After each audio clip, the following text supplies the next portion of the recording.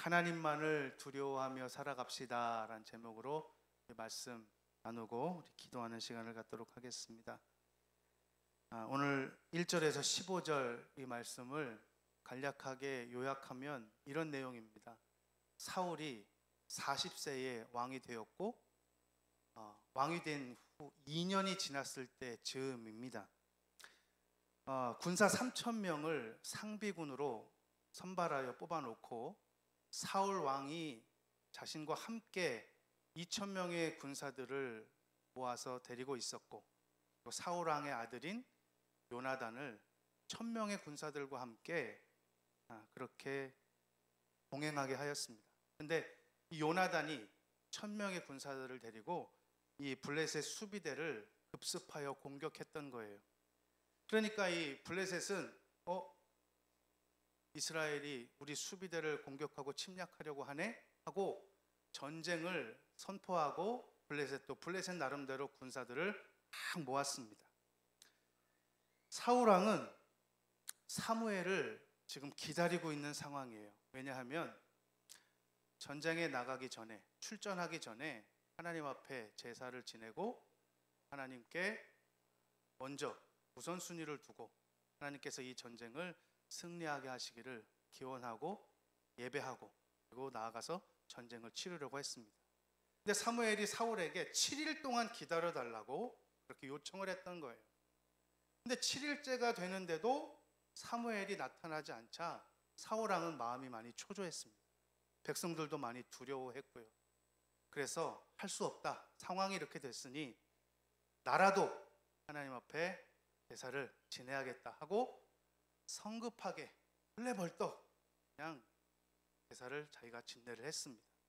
제사가 마치자마자 사무엘이 탁 도착했고, 왜 이런 일을 벌였냐고, 왜 왕에게 허락된 일이 아님에도 불구하고 제사를 집행했냐고 이렇게 책망을 하고, 하나님이 이 사실에 매우 노하셔서 당신의 왕위가 계속되지 못할 거라고 이렇게 선언하고 있는 장면이 오늘 본문의 내용입니다. 사울 개인에게도 그렇고 지금 이스라엘 백성들 전체적으로도 그렇고 오늘 이 본문이 되게 중요한 사건 중에 하나입니다. 왜냐하면 사울은 처음 왕으로 선발되었을 때와는 달리 하나님 앞에 지금 불순종했던 모습이 드러나기 시작했고, 그리고 하나님 앞에 묻고 기도하기보다는 자신의 인간적인 생각을 앞세워서 인본주의적인 신앙을 내세우기 시작한 모습이 오늘 본문에 드러나기 시작했어요. 그래서 그 결과로 왕에서 폐위된다고 하는 그런 선언까지 듣게 된 본문이 오늘 본문입니다. 블레셋의 수비대를 공격하는 것, 이거 참 모험이었습니다. 왜냐하면 하나님이 이렇게 허락한 일이 아니라 자기 중심적으로 판단해서 벌인 일인데 일이 생각보다 되게 커졌거든요. 사울 왕 입장에서는 자기의 왕권을 더욱 강화하기 위해서 군사적인 힘으로 무언가를 좀 보여줘야 되겠다라는 생각을 했던 것 같습니다. 그래서 블레셋의 수비대를 급습하려고 했고, 이 자신으로부터 출발된 잘못된 판단과 생각이 결국 이를 크게 만들었고 이스라엘 전체를 위기에 빠뜨리게 되는 이런 사건으로 지금 접어들게 되었습니다. 여러분, 권력이라고 하는 것, 또 왕권이라고 하는 것은 내가 세우려고 해서 되는 것은 아닙니다. 하나님이 세워주셔야 한다는 것을 믿으시길 바랍니다. 우리 신앙이라고 하는 것도 신앙이 내가 믿어야지, 내가 잘 믿어봐야지 라고 해서 되는 것 아니잖아요. 믿음의 주여 온전하게 하신 그분께서 우리에게 선물로 주셔야 이 믿음이 더욱 크고 강한 믿음이 되게 하실 줄로 믿습니다. 우리는 환경에 흔들리지 않는 믿음이 필요합니다. 어떤 침대 광고를 보니까 흔들리지 않는 편안함. 에이스 광고인가요? 무슨 침대죠? 에이스 침대죠? 흔들리지 않는 편안함. 이건 침대가 주는 게 아니고요. 흔들리지 않는 이 편안한 믿음, 여러분 하나님께서 주셔야 할 줄로 믿습니다. 사울은요, 이스라엘 백성들 가운데 지금 3천 명을 상비군으로 딱 조직해 있었거든요. 그런데 여러분 11장, 요 사무엘상 11장에 보시면 암몬 족속과 이 전투를 벌일 때 사울 왕이 모집했던 군사의 수가 33만 명이었어요.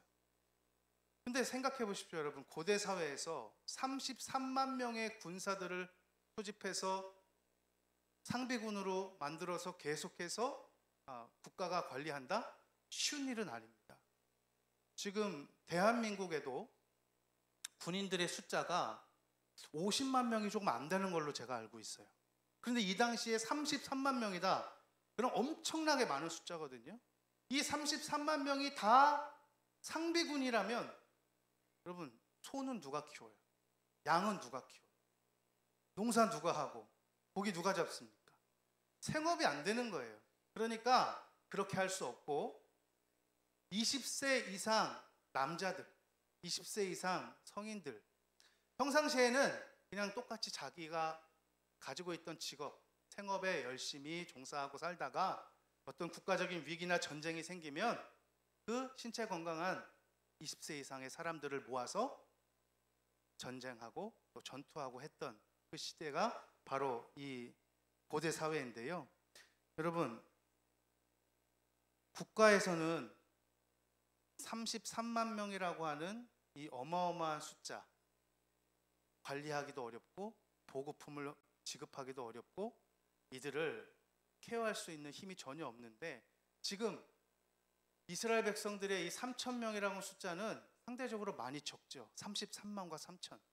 근데 상대적으로 지금 블레셋 이 군사들의 숫자를 여기 성경에서 나열한 걸 보니까 병거가 3만이고 마병이 6천이고 보병들은 해변의 모래와 같이 많다고 성경은 기록하고 있습니다.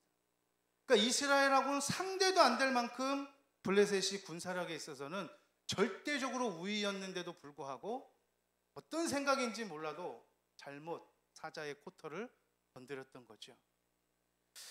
여러분, 이스라엘 백성들이 이렇게 어마어마한 블레셋 군사들의 모습을 보고 두려워하기 시작했습니다. 처음에 사울 왕이 군사들을 소집했을 때는 여러분 얼마나 의기양양했는지 모릅니다. 야, 우리도 왕이 생겼어.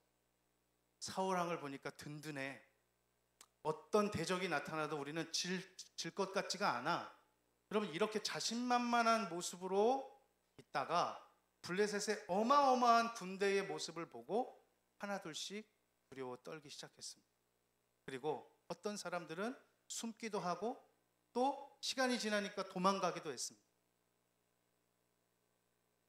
상황과 환경에 의해서 흔들리는 믿음은 믿음이 아니고, 진정한 믿음은 어떠한 상황 속에서든지 흔들리지 않고 어떠한 상황 가운데에서도 변하지 않는 믿음이 하나님이 기뻐하시는 진정한 믿음인 줄로 믿습니다. 여러분, 사람을 의지하면 사람은 변해요. 사람은 바뀝니다. 하루에도 몇 번씩이나 그 생각과 마음이 변하는 것이 사람 아니겠습니까? 그런데 하나님은 변치 않습니다. 하나님은 신실하신 분입니다. 그리고 하나님은 완전하신 분입니다. 우리의 신앙과 믿음을 변하지 않는 산과 같은 하나님께 두셔서 어떤 상황과 환경 속에서도 흔들리지 않는 그런 굳건한 믿음으로 세워져 가실 수 있기를 주님의 이름으로 축원합니다. 이스라엘 백성들이 가나안을 앞에 두고 모세가 정탐꾼을 보냈던 적이 있잖아요. 12명의 정탐꾼을 보냈습니다. 그때 가나안 땅을 정탐하고 온 10명의 정탐꾼들은 현실적인 상황을 보고 두렵고 떨며 악평을 했습니다. 저들과 우리를 비교해 보니 저들은 거인 같고 우리는 메뚜기 같다. 형편없고 보잘것없다. 우리는 저 가나안 땅 차지하지 못할 것 같아 하고 이렇게 두려워 떨고 온 백성들에게도 그 생각이 전염되기 시작했어요. 왜냐하면 눈에 보이는 상황과 환경을 보니까 그런 마음이 들었던 겁니다. 그런데 여호수아와 갈렙은 반대였습니다. 변하지 않는 하나님의 말씀을 신뢰하면서 바라보니까 야, 여기 아름다운 땅이다. 여기 젖과 꿀이 흐르는 땅이다. 하나님이 정말 이 땅을 우리에게 주시려고 예비한 땅이다 라고 바라보는 관점과 믿음의 대상이 달라지니까 10명의 정탐꾼들은 부정적인, 현실적인 이런 생각 속에 빠져서 흔들리기 시작했고, 변하지 않는 하나님의 언약의 말씀을 붙잡고 바라보니 여호수아와 갈렙은 긍정적이고 신앙적인 그런 정탐의 보고를 했던 것을 기억합니다. 우리 민수기 14장 7절에서 10절 말씀을 한번 같이 읽겠습니다. 시작. 이스라엘 자손의 온 회중에게 말하여 이르되 우리가 두루 다니며 정탐한 땅은 심히 아름다운 땅이라. 여호와께서 우리를 기뻐하시면 우리를 그 땅으로 인도하여 들이시고 그 땅을 우리에게 주시리라. 이는 과연 젖과 꿀이 흐르는 땅이니라. 다만 여호와를 거역하지 말라. 또 그 땅 백성을 두려워하지 말라. 그들은 우리의 먹이라. 그들의 보호자는 그들에게서 떠났고 여호와는 우리와 함께 하시느니라. 그들을 두려워하지 말라 하나 온 회중이 그들을 돌려치려 하는데 그때에 여호와의 영광이 회막에서 이스라엘 모든 자손에게 나타나시니라. 아멘.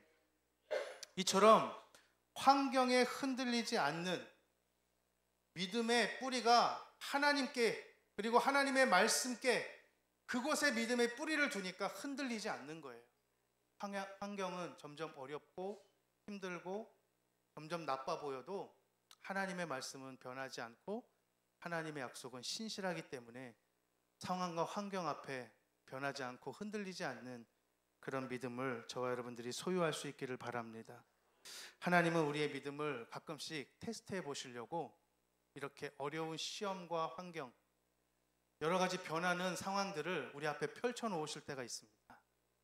그러나 하나님은 그 시험을 통해서 우리를 넘어뜨리려고 하시는 것이 아니라 감당하게 하시려고, 우리가 감당할 수 있는 범위 내에서 하나님은 우리를 시험하시지 우리를 넘어뜨리시려고 하는 분이 아님을 우리는 성경을 통해서 고린도전서 10장 13절을 통해서 알 수 있습니다. 같이 한번 읽습니다.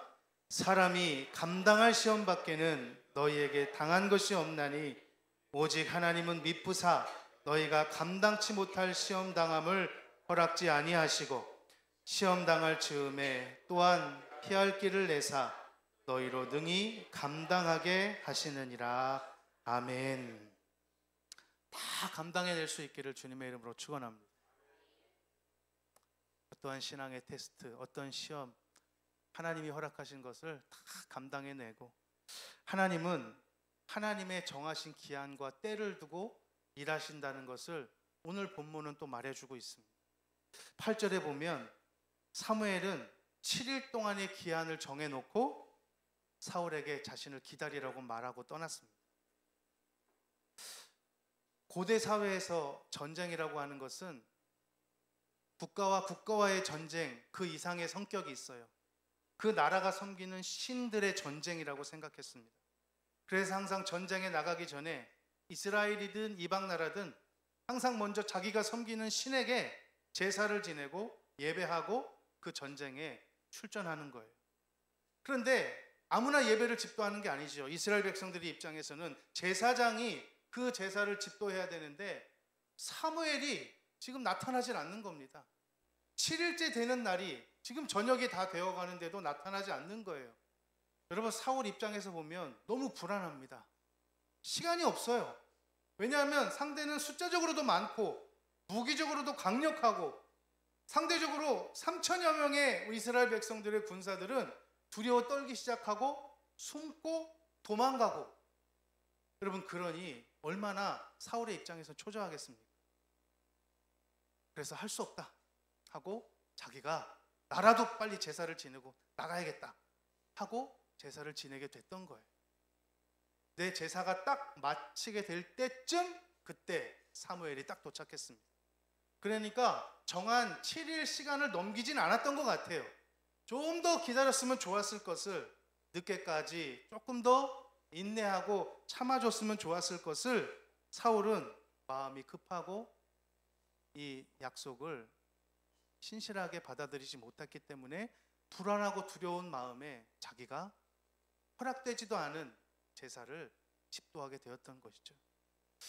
여러분, 우리가 믿음의 눈으로만 보면 아유, 좀 더 기다리지 이렇게 말할 수도 있지만 사울의 입장에서 한번 생각해 보면 충분히 그럴 수 있었겠다라고 생각이 듭니다.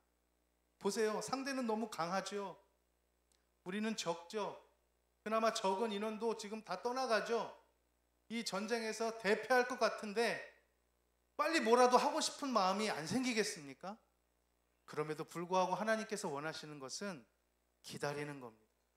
하나님의 때를 기다리는 거예요.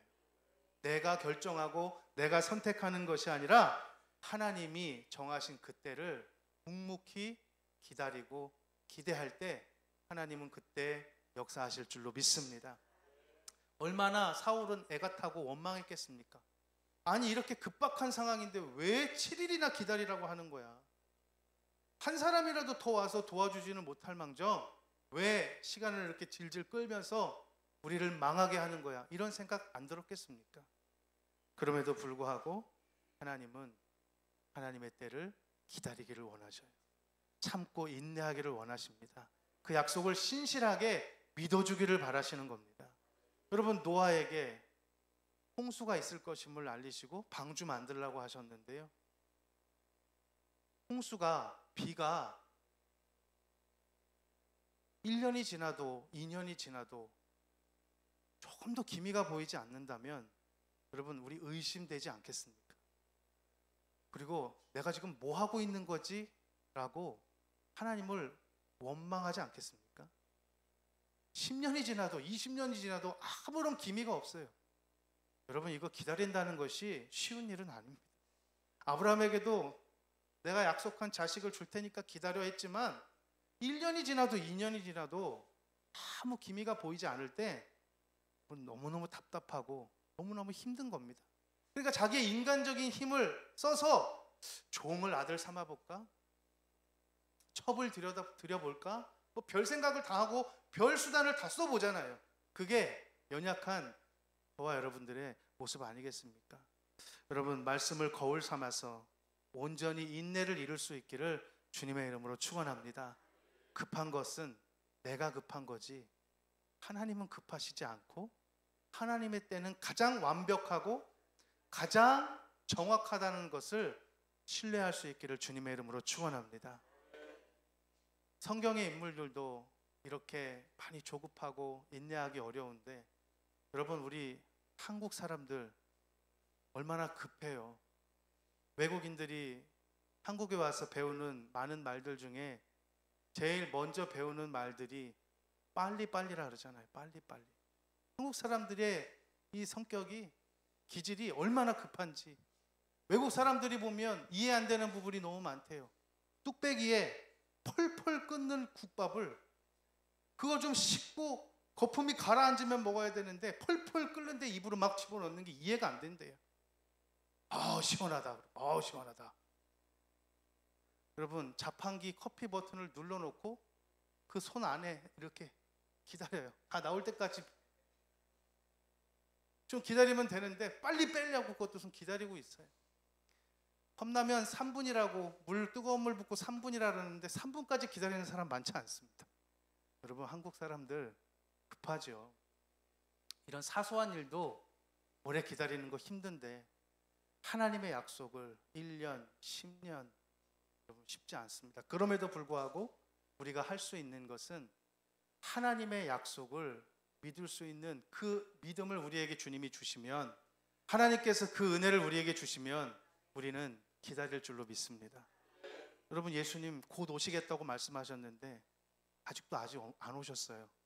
그런데 여러분, 기다릴 수 있습니다. 왜냐하면 우리는 그 약속의 말씀을 신실하게 믿기 때문에, 주님이 그 약속을 믿게 하셨기 때문에, 그 은혜를 주셨기 때문에 우리는 끝까지 인내하고 견디며 기다릴 수 있을 줄로 믿습니다. 야고보서 1장 14절에 인내를 온전히 이루라. 이는 너희로 온전하고 구비하여 조금도 부족함이 없게 하려 함이라 말씀합니다. 예배, 하나님이 기뻐하시는 건 맞죠. 그런데 하나님이 기뻐하시는 이 예배를 드리고도 사울은 책망을 받고 왕 위에서 폐위되는 일까지 벌어졌는데 그 이유가 뭐겠습니까? 사무엘이 돌아와서 사울왕에게 책망하죠. 왜 당신이 예배를 집도했느냐? 왜 기다리지 못했느냐? 사울의 입장에선 충분하게 변명거리가 됩니다. 이해도 돼요, 인간적으로는. 그럼에도 불구하고 하나님이 기뻐하시는 예배는 어떤 나에게 불리한 상황이 생길까봐, 나에게 불이익이 생길까봐 어떤 두려운 마음에 어떤 조건을 가지고 하나님 앞에 예배하는 것을 하나님은 원치 않아요. 하나님이 받으시는 예배는 형식적인 예배가 아니라 하나님이 받으시는 예배는 믿음의 예배요, 기쁨의 예배요, 감사의 예배인 줄로 믿습니다. 아마 사울은 예배를 이런 식으로 드렸을 거예요. 야, 전쟁 나가야 되니까 빨리 예배해. 빨리 예배하고 빨리 나가자. 예배가 주가 아니었습니다. 이건 그냥 형식이었고 빨리 나가서 우리가 어떻게 해보기 위해서. 근데 하나님이 기뻐하시는 예배는 성경에 보면 영과 진리로 드리는 예배라 그랬습니다. 하나님은 영이시니 예배하는 자가 영과 진리로 예배할지니라. 그리고 시편 50편 23절에 보면 감사로 제사를 드리는 자가 나를 영화롭게 하나니 그의 행위를 옳게 하는 자에게 내가 하나님의 구원을 보이리라. 두려움하는 마음으로, 아니면 어떤 나의 사익을 위해서 형식적인 그런 예배는 하나님이 기뻐하시지 않습니다. 가인을 보십시오. 똑같이 아벨과 더불어서 하나님을 예배했지만 하나님은 가인의 예배를 받으시지 않았습니다. 형식적인 예물, 형식적인 제사, 그리고 믿음으로 드리는 예배가 아닌 그런 예배를 하나님은 기뻐하시지 않았어요. 저와 여러분, 온전히 우리의 마음과 정성을 다하여 나를 위하여 십자가에 달려 죽으신 예수 그리스도의 대속의 은혜를 감사하는 마음으로 믿음으로 나아가 하나님을 예배하는 진정한 예배자가 될 수 있기를 주님의 이름으로 축원합니다. 마지막으로 한 말씀만 더 드리고 우리 기도하겠습니다. 하나님보다 사람을 두려워하게 되는 일이 이 상황을 만들었습니다. 하나님보다 사람을 두려워하면 반드시 올무에 걸리게 되어 있어요. 숫자적으로도 두렵고 힘으로도 두렵고 내가 가지고 있는 것보다, 내가 할 수 있는 것보다 세상이, 상대가, 저 적들이 너무나도 강해 보이니까 두렵게 느껴지는 거죠.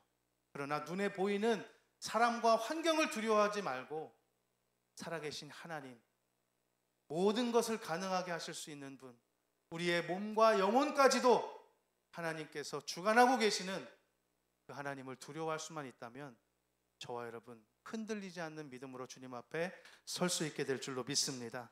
잠언 29장 25절에 사람을 두려워하면 올무에 걸리게 되거니와 여호와를 의지하는 자는 안전하리라. 여러분, 다니엘이 다리오 왕 때에 왕의 어명을 거절하고 왕이나 다른 신에게 기도하면 사자굴 속에 던지겠다는 법을 만들어 놓은 것을 알면서도 다니엘은 사람을 두려워하지 않았습니다. 내가 섬기는 하나님을 두려워했고 전에 하던 대로 하나님 앞에 기도하는 시간을 가졌을 때에 발각되어 사자굴 속에 집어 넣음을 당했습니다. 그런데 하나님은 천사를 보내셔서 그 사자의 입을 봉하시고 다니엘의 털끝 하나도 건드리지 못하도록 하나님이 지키시고 보호하셨다는 사실을 믿으시길 바랍니다. 여러분, 하나님을 두려워하면 당장은 진 것 같지만 그 사람은 마침내 이기는 사람이 됩니다. 사람을 두려워하면 당장은 이긴 것 같지만 종국은 지게 되는 결과를 맞이할 수밖에 없어요.